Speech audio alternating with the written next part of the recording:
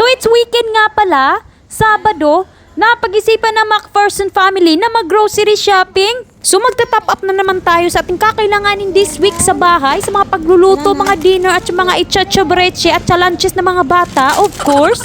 First up nga pala is yung ating fresh produce, mga prutas at vegetable at saka karne. Dahil nga may school lunches na tayo, gagawa tayo ng mga sandwiches para sa mga bata. So easy peasy lunches lang yung ibibigay natin sa mga kids. So bumili din ako ng mga meat. Ito nga pala chicken. Tsaka nagtungo naman tayo dito sa mga tinapay. Napakamahal nga pala ng loaf bread dito sa New Zealand. 150 pesos lang naman per balot ng tinapay na sliced bread. Minsan lang kami nakapag-grocery shopping now na magkasabay buong family.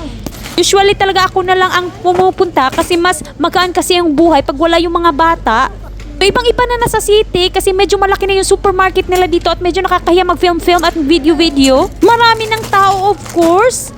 So alam nyo naman sa New Zealand, hindi pa tulad sa Pilipinas na lahat nagva-vlogging na. Dito naman bihira ka lang makikita ng mga taong nagtitiktok sa mga daanan. Of course, pupunain natin yung trolley ng snacks para sa mga kids.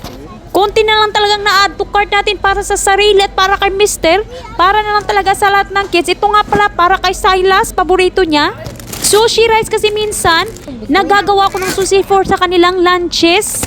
Pasta, every once a week talaga nagluluto ko ng mga pasta meals kasi medyo easy kasi at konti lang yung mga karne na ilalagay mo at friendly budget talaga or budget friendly. So alam nyo dito sa New Zealand, mahal na rin lahat ng mga bili, hindi lang sa Pilipinas, hindi lang sa all over the world na talaga. Akala ko pa naman this year, bababa na yung mga pamilihin, gasolina at saka lahat-lahat na lang na bagay-bagay. Pero mali pala ako sa akala ko at patuloy pa rin tayong naghihirap sa mundo.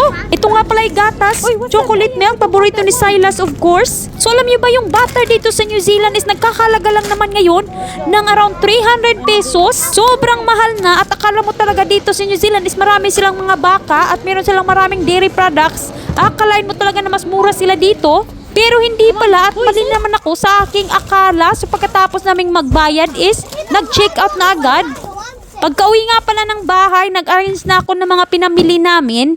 Total nga palang nabayaran namin ngayon sa pag-grocery shopping is around $380 or around 12,600 pesos. So, nagkasya na naman yung budget natin for this week. Hindi na naman tayo nag-over budget which is good kasi the past few weeks talaga na pamimili namin pag-grocery shopping is medyo nag-over budget kami. Ngayon naman is nakasave na tayo at alam na natin yung mga bibili natin at mga hindi bibilhin. So guys, thank you for watching this video. I hope nag-enjoy kayo at sa susunod naman na vlog. Bye!